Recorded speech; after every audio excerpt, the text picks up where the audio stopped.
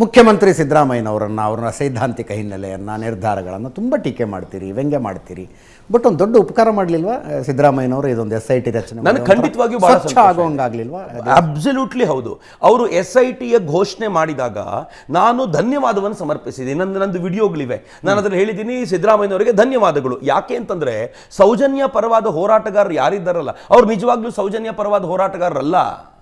ಅವರು ಮೊನ್ನೆ ಯಾರೋ ಹೇಳ್ತಿದ್ರು ನನಗೆ, ಸಂತೋಷ್ ರಾವ್ ಪರವಾದ ಹೋರಾಟಗಾರರು ಅಂತ. ಸೌಜನ್ಯ ಪರ ಹೋರಾಟಗಾರರಲ್ಲ, ಅವರಿಗೆ ಸಂತೋಷ್ ರಾವ್ನ ಉಳಿಸಬೇಕು ಎನ್ನುವಂಥ ಹೋರಾಟಗಾರರು. ಆದರೆ ನಿಜವಾದ ಸೌಜನ್ಯ ಪರ ಹೋರಾಟಗಾರರು ನಾವು ಸೌಜನ್ಯಕ್ಕೆ ನ್ಯಾಯ ಸಿಗಬೇಕು ಅಂತ ಬಯಸ್ತೀವಿ. ಸೌಜನ್ಯಾಳಿಗೆ ಒಬ್ಬಳಿಗೆ ಅಲ್ಲ, ಈ ನಾಡಿನಲ್ಲಿ, ಈ ದೇಶದಲ್ಲಿ, ಜಗತ್ತಿನ ಮೂಲೆಯಲ್ಲಿ ಯಾವುದೇ ಹೆಣ್ಣು ಮಗಳಿಗೆ ಅನ್ಯಾಯ ಆದರೂ ಅವಳಿಗೆ ಗೌರವಯುತವಾಗಿ ನ್ಯಾಯ ಸಿಗಬೇಕು ಅಂತ ನಾವು ಭಾವಿಸ್ತೀವಿ. ಹಿಂದೂ ಸಂಸ್ಕೃತಿಯಿಂದ ಬಂದಂಥವ್ರು.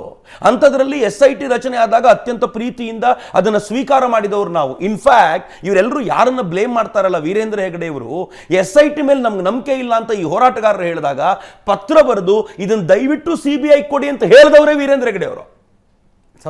ಸೌಜನ್ಯ ವಿಷಯಕ್ಕೆ ಬಂದಾಗ ಈಗ SIT ಕೊಟ್ಟಕ್ಕೆ ಸರಿ ಇತ್ತು. ಬಟ್ ಒಂದಷ್ಟು ಚೌಕಟ್ಟನ್ನು ಗಮನಿಸಿ ಅಜಯ್.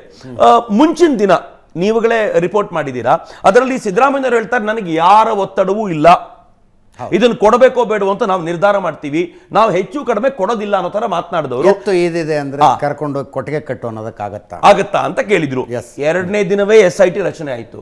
ಈಗ ನನಗಿರುವ ಪ್ರಶ್ನೆ, SIT ರಚನೆ ಆಗಿದ್ದು ಖುಷಿ ಇದೆ ನನಗೆ, ಔಟ್ಪುಟ್ ಬಂತು, ಸರಿ, ಎಲ್ಲ ಸರಿ. ಆದ್ರೆ ಈಗ ಕೇಳಿ, ಯಾರೋ ಬಂದು ಏನೋ ಹೇಳಿದ್ರು ಅಂತ SIT ರಚನೆ ಮಾಡಿಬಿಡ್ತೀರಾ? SIT ರಚನೆ ಮಾಡಿದಾಗ್ಲೂ ಹೇಗಿತ್ತು? 5 ಅಡಿ ಆಳ 6 ಅಡಿ ಆಳಕ್ಕೆ ಅಗಿತೀರಾ, ಸರಿ. ನೀವು JCB ತಗೊಂಡು ಬಂದಿದ್ದೀರಾ, ಅಗದಿದ್ದೀರಾ. ಅಷ್ಟಾಗಿದ ತಕ್ಷಣ ಇವ್ರದೆಲ್ಲ ವರಾತಗಳು ಶುರುವಾದವು. OB ರಾಯನ ಕಾಲದ ಟೆಕ್ನಾಲಜಿ ಬಳಸ್ತಾ ಇದ್ದೀರಾ, ಅಮೆರಿಕಾದಲ್ಲಿ ಇಂಥ ಟೆಕ್ನಾಲಜಿ ಇದೆ, ಯುರೋಪ್ನಲ್ಲಿ ಇಂಥ ಟೆಕ್ನಾಲಜಿ ಇದೆ, ಗ್ರೌಂಡ್ ಪೆನೆಟ್ರೇಟಿಂಗ್ ರೆಡಾರ್ಸ್ ಇದೆ, ತಗೊಂಡು ಬನ್ನಿ ಅಂತ. SITನವ್ರು ಒಂದು ಮಾತಾಡಲಿಲ್ಲ. ಅವರು 12 ಪಾಯಿಂಟ್ ತೆಗೆದ್ರು, 13ಕ್ಕೆ ನಿಲ್ಲಿಸಬೇಕಿತ್ತು.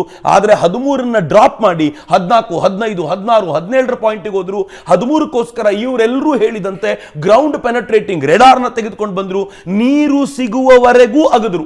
ಯಾಕೆಂದ್ರೆ ಅವನು ಹೇಳಿದ್ದ 13ನೇ ಪಾಯಿಂಟ್ ನಲ್ಲಿ ನಾನು 10ಕ್ಕಿಂತಲೂ ಹೆಚ್ಚು ಶವಗಳನ್ನ ಹೂತಿದ್ದೇನೆ ಅಂತ ಅವನು ಹೇಳಿದ್ದ. ಹೀಗಾಗಿ ನೀರು ಸಿಗುವವರೆಗೂ ಅಗದ್ರು, ಏನೂ ಸಿಗಲಿಲ್ಲ.